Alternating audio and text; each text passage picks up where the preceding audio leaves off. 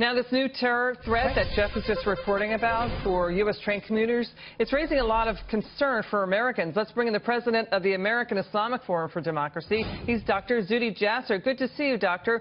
What do you think of this new push to use trains now to derail trains? You know, ISIS has advocating using vehicles as weapons. We've seen them follow through on that. Are you concerned about this new threat? Well, absolutely, Liz, and it should remind us that we have to stay vigilant, that the see something, say something should be at the top of our mind.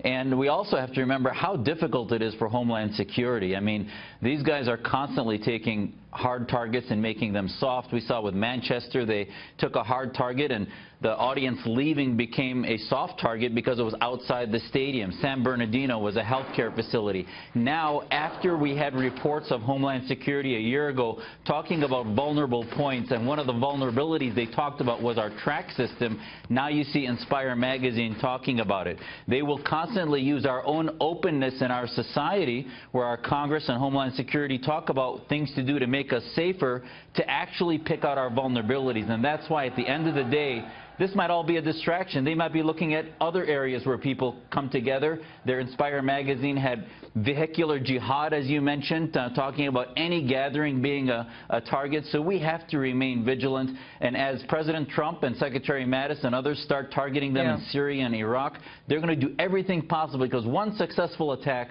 will do so much to recruit even more jihadists. That's an important point. You know, Doctor, we've heard about the threats to the utility, the electric system, the water system, not the train system. Now this Al-Qaeda magazine, to your point, did talk about how weak the security is for the U.S. rail system. How do you think the U.S. is in the scorecard of protecting the rail system from such attacks?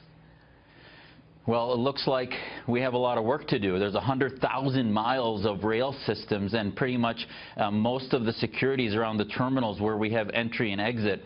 So at the end of the day, you know, there's going to have to be more probably observation through cameras and other things to see if these little devices get put on. And they will try to commit one act that will cause some type of mayhem and chaos, and then they'll take credit for it and move on from there in their recruitment. And there's so many thousands of jihadists that are coming back from Syria and elsewhere that are part of their recruitment pool that we have to be vigilant for. Not only those jihadists, but the precursor ones that would try to penetrate those vulnerable areas. Dr. Jasser, we love having you on. Come back soon. Thank you so much. Thank you.